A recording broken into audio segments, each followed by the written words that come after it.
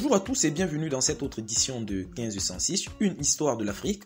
Vous le savez, dans cette production, nous racontons les drames qui ont structuré notre continent au cours des 5 derniers siècles. Dans cette première saison intitulée Les 200 coups, nous nous intéressons aux putschs qui ont secoué le continent. Aujourd'hui, je vous convie à découvrir l'épopée de Kadhafi. Il s'agit de l'un des rares coups d'État inspirés par la jeunesse sur le continent. Disons, c'est l'un des premiers. Plus tard, il y aura les exemples de Marien Ngouabi en République populaire du Congo, ce qui s'appelle aujourd'hui République du Congo, ou encore de Thomas Sankara en Haute-Volta, l'actuel Burkina Faso. Dans cet épisode, nous allons voir comment un gamin de 27 ans a renversé la monarchie en Libye.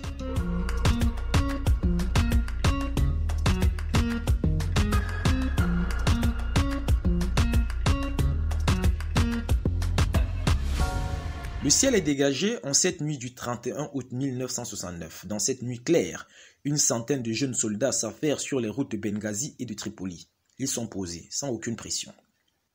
L'un d'entre eux, Mouammar Kadhafi, est même allé au lit plus tôt que prévu dans la caserne de Gare Younes à Benghazi. Posé au calme dans son bendo, il ne dort pas, il écoute la radio. À 2h30 du matin, la fine équipe lance des assauts patiemment préparés. Ils prennent tour à tour des garnisons, des dépôts d'armes et de munitions, s'emparent des véhicules. Dans le même temps, les hauts responsables de l'armée sont arrêtés. Le colonel Abdelaziz Al-Cheli, le chef de l'unité en charge de la protection rapprochée du roi de Libye, est interpellé alors qu'il dort. Il va essayer de se cacher en plongeant dans sa piscine. Peine perdue. Il est vite repêché et conduit en détention. Le prince héritier, Hassan Reda, est lui aussi neutralisé par les mutins. Il a bien essayé de se cacher en coupant l'électricité du palais et en trouvant refuge dans un placard. Mais il est vite retrouvé et mis aux arrêts. Quelques ministres sont aussi soustraits des bras de Morphée. Le dispositif sécuritaire de la monarchie, c'est tout simple, n'a quasiment pas résisté. Le roi Idriss Ier est lui-même absent du pays. Il est parti quelques jours plus tôt en Grèce pour sa cure thermale annuelle. D'ailleurs, il aurait déjà transmis sa volonté d'abdiquer au bénéfice du prince héritier dès son retour.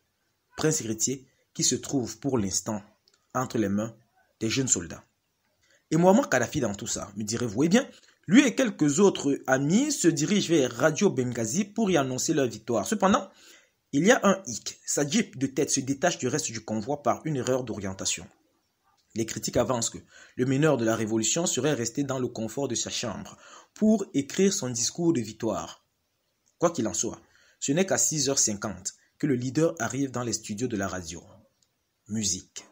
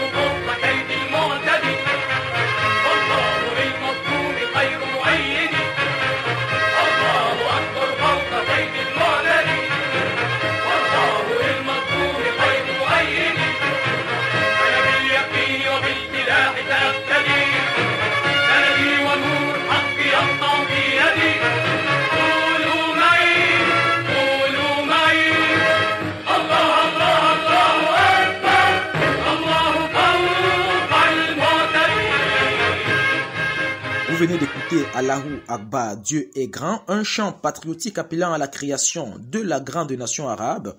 Ce chant est devenu populaire en 1956 lors de la crise du canal de Suez en Égypte. Après le coup d'État du 1er septembre 1969 en Libye, il est adopté comme hymne national. Ce sera d'ailleurs le cas jusqu'en 2011 à la chute de Kadhafi.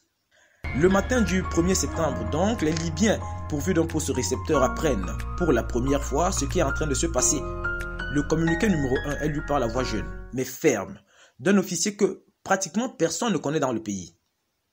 Peuple libyen, dit-il, en accord avec ta libre volonté, exaucant tes vœux les plus chers, répondant à tes appels incessants en faveur du changement et de la régénération, à l'écoute de tes incitations à la révolte, tes forces armées ont renversé le régime réactionnaire et corrompu, dont la puanteur nous suffoquait et dont la vue nous horrifiait. D'un seul coup, ta vaillante armée a fait tomber les idoles et en a brisé les effigies. D'un seul trait, elle a éclairé la nuit sombre dans laquelle s'était succédé la domination turque, la domination italienne et enfin la domination d'un régime réactionnaire et pourri. À compter de ce jour, la Libye est une république libre, gouvernée par elle-même, qui prend le nom de République arabe libyenne. Quelques instants après, le prince héritier annonce lui aussi dans un communiqué qu'il renonce à ses droits de succession et se rallie aux putschistes. Le monde est choqué par cette annonce, en commençant par les capitales américaines, britanniques, italiennes et françaises, qui ont d'importants intérêts en Libye. Tout de suite, les révolutionnaires assurent. Dans la matinée, ils envoient des émissaires dans les chancelleries pour les assurer de leurs bonnes intentions à leur égard. Dans un premier temps, les Américains sont persuadés que le chef de ce rendam est Saad al-Adin Abou Choua, un ex-officier de 34 ans. Dans l'opinion publique occidentale, Muammar Kadhafi n'est que le porte-parole du conseil de commandement de la révolution. Cela prendra une semaine avant qu'on ne mette un visage sur ce nom.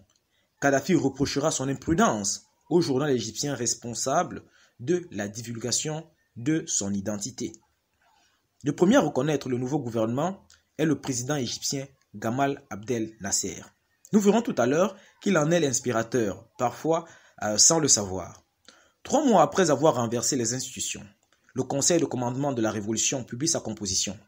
On apprend alors que le groupe est dirigé par Muammar Kadhafi, un lieutenant des transmissions âgé de seulement 27 ans, et récemment rétrogradé de son rang de capitaine pour indiscipline. Le putsch est réussi le 1er septembre. Son chef sera promu colonel dès le 8 septembre 1969. Un colonel de 27 ans. Mais comment peut-on organiser un coup d'État militaire contre une monarchie soutenue par les plus grandes puissances du monde et le réussir quand on a moins de 30 ans? Pour répondre à cette question, il faut d'abord savoir qui est ce jeune homme téméraire, ce Muammar Kadhafi. Qui est-il? Eh bien, Muammar Kadhafi naît en juin 1942 à Kasser Abou Hadi, un village situé non loin de Sirte, à l'ouest de la Libye. Sa biographie officielle nous apprend qu'il est le fils d'Aïcha et de Mohamed Abdul bin Salam bin Ahmed bin Mohamed. Pour votre culture, sachez qu'il existe une controverse sur l'identité du père de Kadhafi. Selon une thèse reprise en 1976 par le journal français d'extrême droite Minute, parler d'une source et abondamment citée par les biographes occidentaux, Muammar Kadhafi serait le fils d'un capitaine corse. Selon les tenants d'un géniteur français, la mère de Kadhafi l'a eu avec un Corse, un aviateur français, de passage à Sirte, du nom d'Albert Preziosi. L'homme ne resta pas longtemps et ne s'occupa pas plus de la grossesse. Mais la rumeur a été balayée par une enquête du site d'information bakshish.com qui a notamment consulté les archives de l'armée de l'air française. Ce travail démontre que le fameux capitaine Preziosi n'a jamais été en contact avec la tribu des Kadhafi. D'autres thèses ont prétendu qu'il était juif ou que sa mère l'a eu avec l'un de ses oncles. Vous comprendrez que pour ses ennemis, Kadhafi n'est pas un fils légitime. Au fond, qu'est-ce que ça change? Pas grand-chose à la vérité. Ne serait-ce que brièvement. Elles permettent de comprendre plus globalement les querelles soulevées autour de la naissance même du guide de la révolution libyenne pour le discréditer dans un pays où les liens de sang sont sacrés. En ce qui nous concerne, Muammar Kadhafi est né en juin 1942 alors que son père entrait dans sa 60e année. Au moment de sa naissance, il a 3 sœurs tandis que tous ses frères sont décédés. Le vieux Mohamed Abdul bin Salam bin Ahmed bin Mohamed ne peut refréner sa joie. Il a vu le marabout du village pour avoir cet enfant. Ancien résistant à l'occupation italienne, le père vieillissant a une vie modeste. Il est pauvre. C'est un simple berger qui possède un petit troupeau de chèvres et quelques chamelières de temps en temps. Et il est souvent parti pour faire paître ses bêtes. Le jeune Kadhafi passe donc le clair de son temps avec sa mère Aïcha, ses sœurs et ses tantes. Si le jeune enfant n'a pas l'âge de comprendre la marche du monde, il n'en demeure pas moins qu'il est marqué par la situation dans laquelle se trouve son pays en ce début des années 1940. Depuis 1911, la Libye est occupée par les Italiens qui ont délogé les Ottomans et quand éclate la Deuxième Guerre mondiale, la colonie italienne est un champ de bataille entre les Alliés et les puissances de l'Axe. Et la Libye, vous le savez, appartient aux puissances vaincues. À la fin de la guerre, l'Angleterre et la France se partagent une partie de l'ancien territoire sous domination italienne. Entre-temps, les États-Unis y ont déjà installé une base militaire dès 1943. Ils signent un accord avec le roi Idriss Ier pour installer 5 bases au total en 1954. La Libye a été déclarée indépendante 2 ans plus tôt et placée sous l'autorité d'un monarque, le fameux roi Idriss donc. Quand on lit ce contexte, on comprend que Kadhafi naît et grandit dans un pays occupé, humilié et écartelé entre les puissances coloniales et impérialistes. Du point de vue familial, on le sait déjà, malgré toutes les polémiques que nous avons brièvement évoquées tantôt, la famille du futur guide est pauvre. Mais ce n'est pas tout.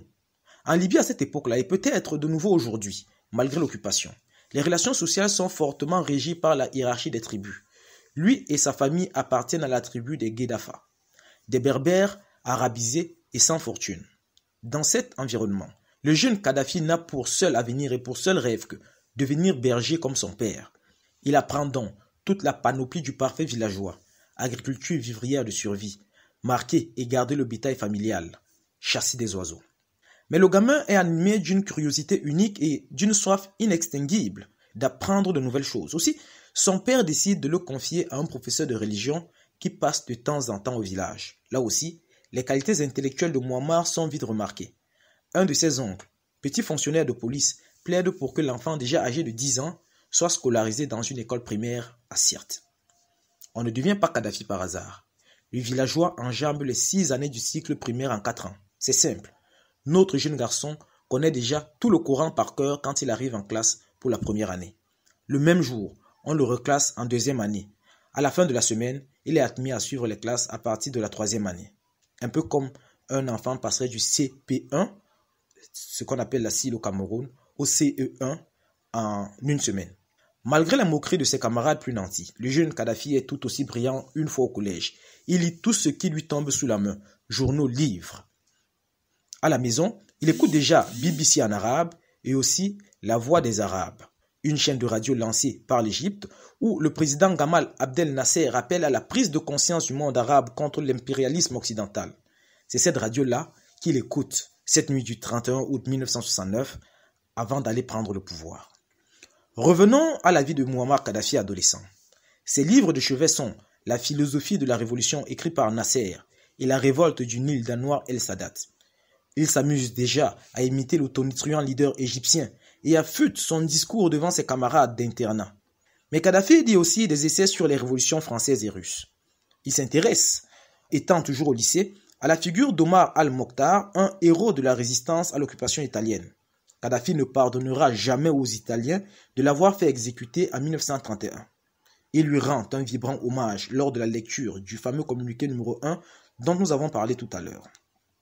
Entre deux cours, entre deux lectures, notre futur leader occupe son temps libre à organiser des manifestations contre la France devant le consulat de la République française.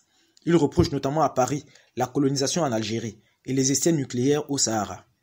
À ce moment-là, il est aussi déjà anti-sioniste. Tous les 2 décembre, il commémore à sa manière la déclaration Balfour. La déclaration Balfour, qu'est-ce donc? Balfour, c'est le premier ministre anglais qui a permis le retour des Juifs en Palestine et donc donné un état au projet sioniste. C'était le 2 décembre 1917. Tous les 2 décembre donc, notre lycéen sèche les cours. Les critiques de Kadhafi panafricain l'ont toujours décrit comme calculateur dans son rapprochement avec l'Afrique au sud du Sahara. En lisant de plus près sa biographie, il n'y a rien de plus inexact. Figurez-vous qu'alors qu'il n'est qu'adolescent, il est frappé de plein fouet par l'annonce de la mort de Patrice Emery Lumumba en janvier 1961. On sait maintenant que le leader indépendantiste congolais a été tué par les bons soins de la CIA. À l'âge où les jeunes boutonneux cherchent à prouver leur virilité à ces jeunes demoiselles, l'intello du coin organise des obsèques symboliques et prononce l'oraison funèbre du défunt. La dépouille de Lumumba est martyrisée dans ce Congo profond, mais Kadhafi fait porter dignement son cercueil symbolique jusque dans la cour de l'école. Un jour peut-être, nous découvrirons qu'un jeune Africain avait été troublé aux larmes en apprenant que le guide a été lynché à mort dans le désert de Sirte le 20 octobre 2011. Pour le moment, Mouammar Kadhafi a des convictions et il mourra avec elles. En cette année 1961, les jeunes nassériens de Libye sont chagrinés par l'annonce de la Syrie de se désolidariser de l'union politique entre Damas et le Caire sous la direction de Gamal Abdel Nasser. Ils se lancent dans une manifestation qui vire à l'émeute. Plusieurs commerces et des hôtels sont détruits. Kadhafi est banni des lycées de la région de Sirte. Il doit poursuivre sa scolarité et son activisme à Misrata, une ville côtière. Autant Kadhafi est nassérien, il supporte le raïs égyptien de manière tout à fait extraordinaire. Autant il voue une haine profonde à la monarchie et particulièrement au roi Idriss Ier. Il considère que le souverain libyen est un faire-valoir. Entre nous, Il n'a pas tort. Idriss Ier obéit au doigt et à l'œil aux Américains et aux Britanniques. Ce roi arabe avait pris fait et cause pour la coalition Israël-France-Royaume-Uni quand Nasser avait décidé de nationaliser le canal de Suez en 1956. C'est simple. L'objectif du jeune Kadhafi est de faire tomber le roi compromis, exactement comme l'avait fait Nasser en 1952 en déposant Farouk Ier, le roi d'Égypte.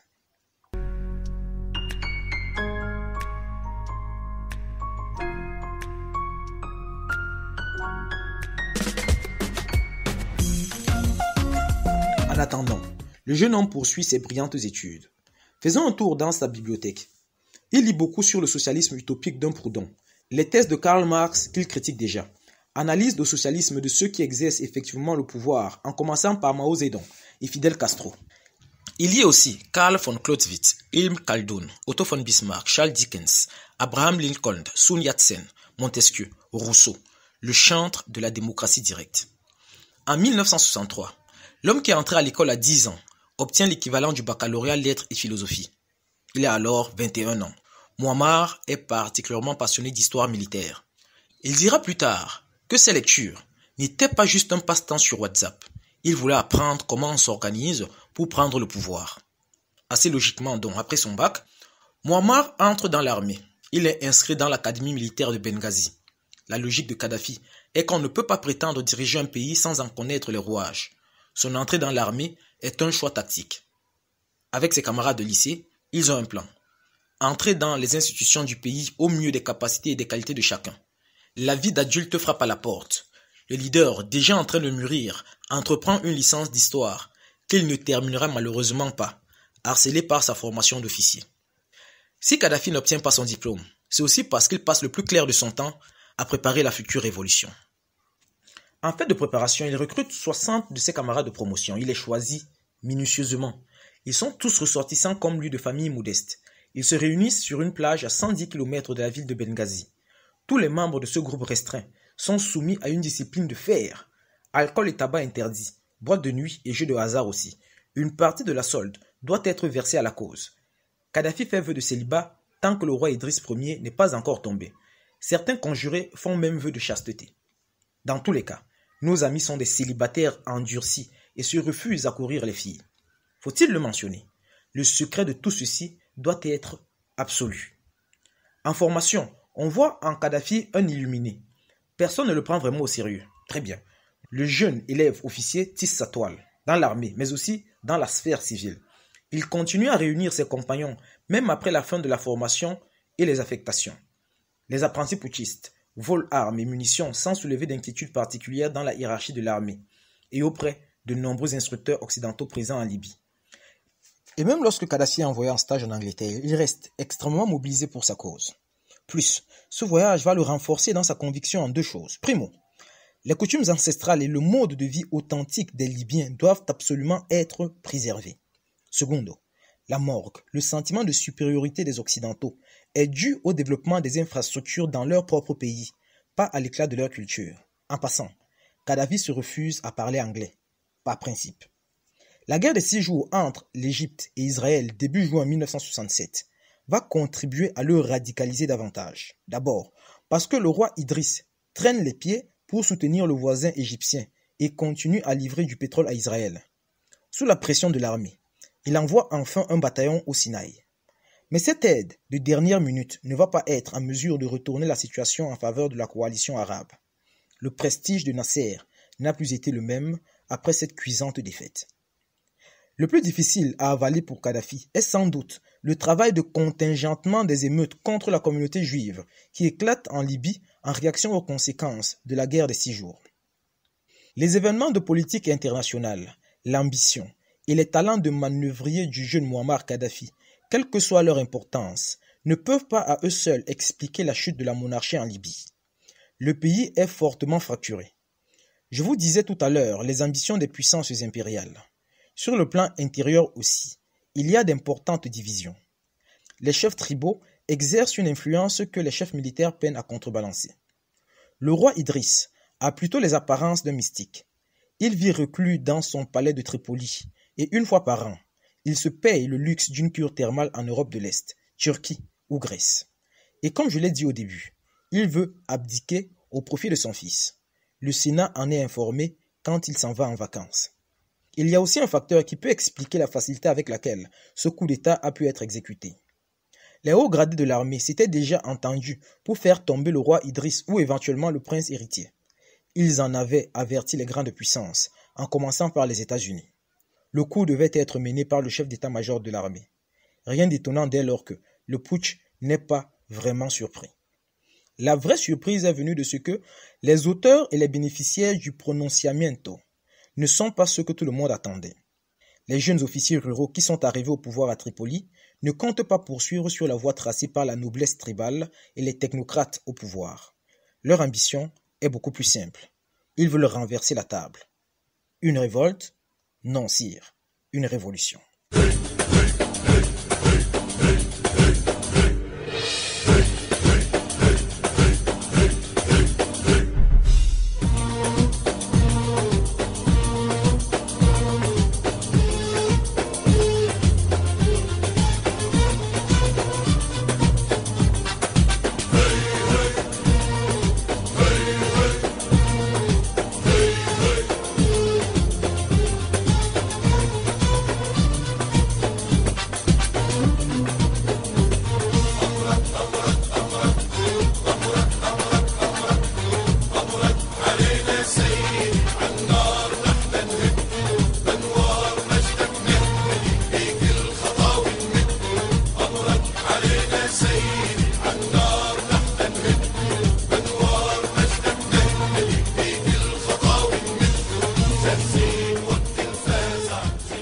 Nous sommes sous votre direction.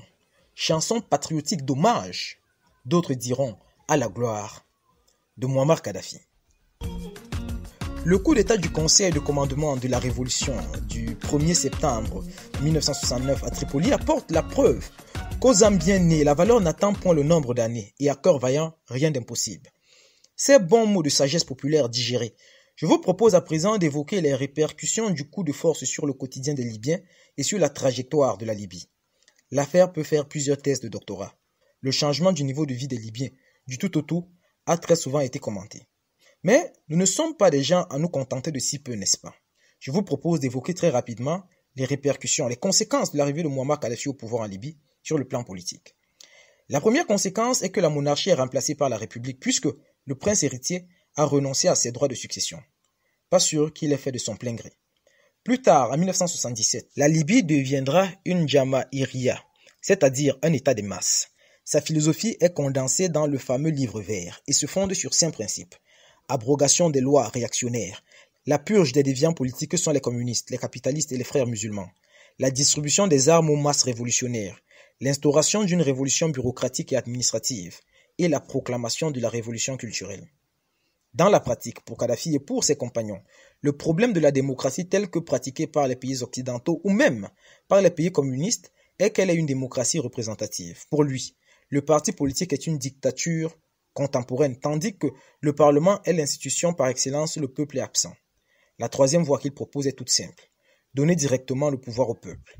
L'état des masses supprime donc le pouvoir exécutif et le pouvoir législatif et les remplace par des congrès et des comités populaires à la fois au niveau local et au niveau national. C'est la démocratie directe. Le contrôle du peuple par le peuple. Mais réformer tout un système étatique du tout autour n'est pas tâche aisée. Dès 1977, le Conseil de commandement de la Révolution est dissous et Kadhafi renonce au poste de chef de l'État. Il devient le guide de la Révolution, un titre honorifique. Les ministères sont dissous et remplacés par des secrétariats supervisés par le Congrès général du peuple. Reste que les affaires étrangères, les forces armées et le pétrole sont entre les mains des anciens putschistes. Arrêtons-nous un instant sur le concept de démocratie directe en Libye. Personnellement, il m'intéresse. Pour ceux qui suivent l'actualité, ils en ont entendu parler en France depuis l'explosion de colère du mouvement des Gilets jaunes. Du point de vue historique, la France a fait l'expérience de la démocratie directe lors des événements de la Commune de Paris de 1871. Depuis, elle fait peur à l'ensemble du monde occidental. Voyons un peu comment elle fonctionnait en Libye sous Kadhafi. Il faut savoir que, du point de vue théorique, la Jamaïria pose comme principe que le développement ne peut être que local avant d'arriver au niveau national. En termes politiques, Kadhafi a mis en place un système de forums de consultation ouvert à chaque citoyen libyen. Ces forums sont de différentes tailles et de formes variées. Au niveau d'un quartier ou d'un arrondissement, au niveau d'une municipalité et au niveau national. On retrouve aussi des forums dans chaque université, dans les syndicats professionnels et les autres organisations. Chaque mois, selon des estimations, 187 forums se tenaient dans les quartiers en Libye, 52 se tenaient au niveau des arrondissements et 13 au niveau des municipalités et 3 sessions réunissaient les représentants des congrès locaux tous les ans. Pendant plus de 40 ans, les Libyens n'ont pas connu de parti politique et cela peut expliquer pourquoi il est si difficile d'y tenir des élections depuis la chute du guide en 2011. La révolution a également eu d'importantes répercussions sur la politique internationale de la Libye, notamment du fait du panarabisme et du panafricanisme de son leader. Je pense qu'il faudrait que je fasse un épisode entier dans une autre saison sur cette vaste question. Pour le moment, parlons, si vous voulez bien, des considérations socio-économiques. Le jeune lieutenant Kadhafi avait promis aux pays occidentaux de ne rien craindre lors du discours qu'il prononça le 1er septembre 1969 à Radio Benghazi.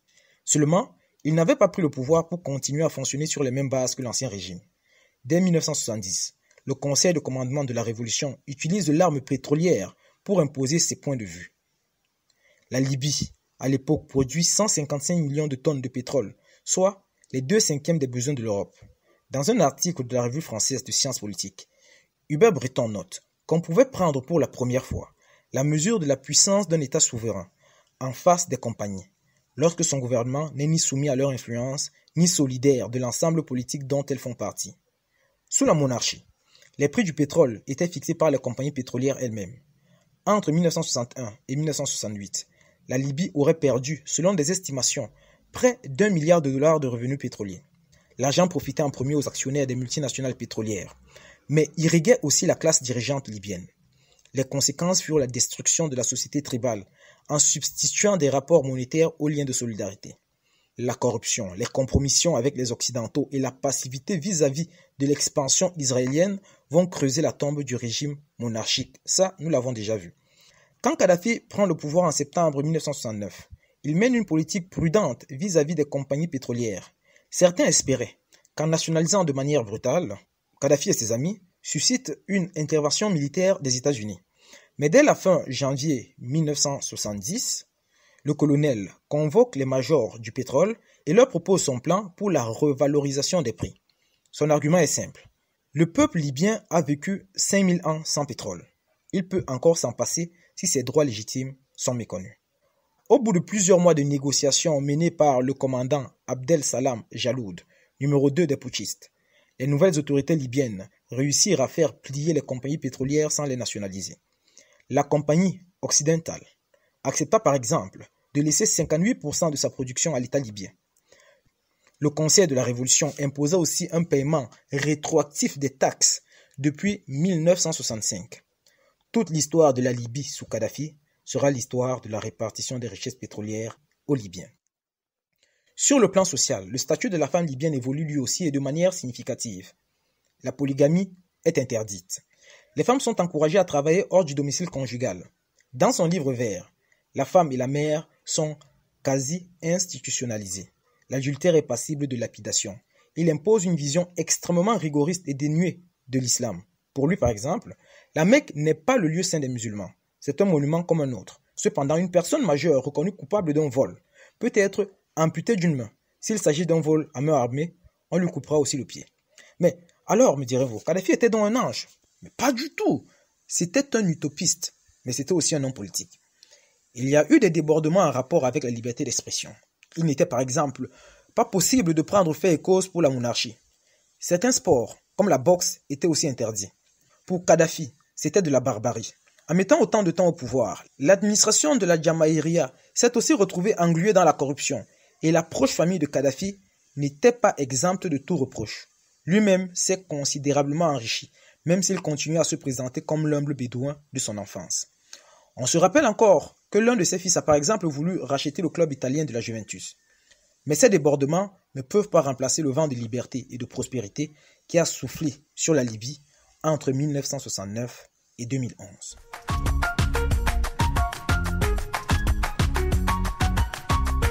C'est ici que prend fin cet épisode. N'hésitez pas à le partager s'il vous a plu. Pour davantage d'informations, déroulez la description de la vidéo ou du podcast. Au revoir.